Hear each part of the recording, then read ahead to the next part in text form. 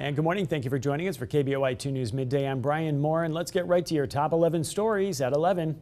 We are under a red air quality alert. That is unhealthy. The air quality index is at 160 due to smoke from a nearby wildfire. There's no burning allowed today indoors or outdoors, things like wood burning stoves as well. The burn ban is in effect for all of Ada and Canyon counties. The AQI, as it's called, is more than double the mark where officials call that burn ban. You are encouraged to limit driving today, and sensitive groups need to be extra careful and avoid breathing outdoors as much as possible. And here's the culprit for that red air quality alert. The smoke across the valley is from the Walker Fire burning near Grimes Creek in Boise County. That new wildfire has burned about 2,500 acres so far. Firefighters have taken to the skies to try and put out those flames. Deputies say 6 homes have been evacuated along with many campsites. Now 4 structures have been lost so far.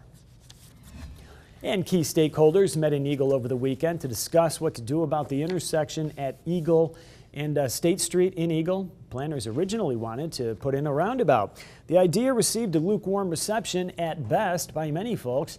Now they have a handful of alternatives to fix that intersection that's become a nightmare for drivers. See what the stakeholders and people in the community are saying about all this in just a few minutes.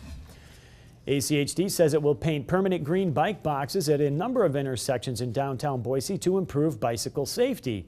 ACHD says the boxes make riders more visible and positions bikers in front of stopped traffic to reduce turning conflicts.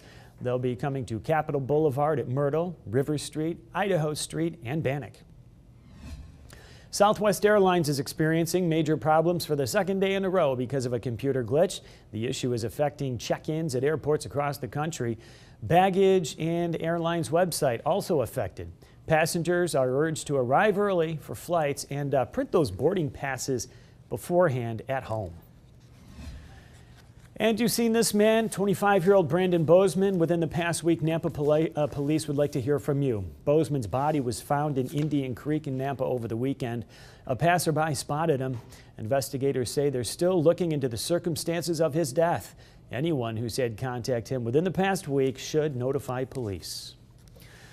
A 9-year-old Nampa girl is found safe after an Amber Alert over the weekend. They say this woman, Tesha Harrop, forced her way into a residence and physically removed her 9-year-old daughter.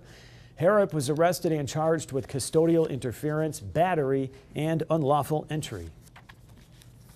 The Boise Hive beat its deadline and put in a bid on the building it had been leasing for years. The music studio had a right of first refusal. The time was ticking as someone placed a cash offer on the building a couple of weeks ago. Due to generous donations from the community, it raised over $30,000 on a GoFundMe page, so it was able to put in a down payment. It now has 3 years to buy the building at the initial purchase price. A Meridian girl is stepping up to help her family with medical expenses while her mother battles breast cancer.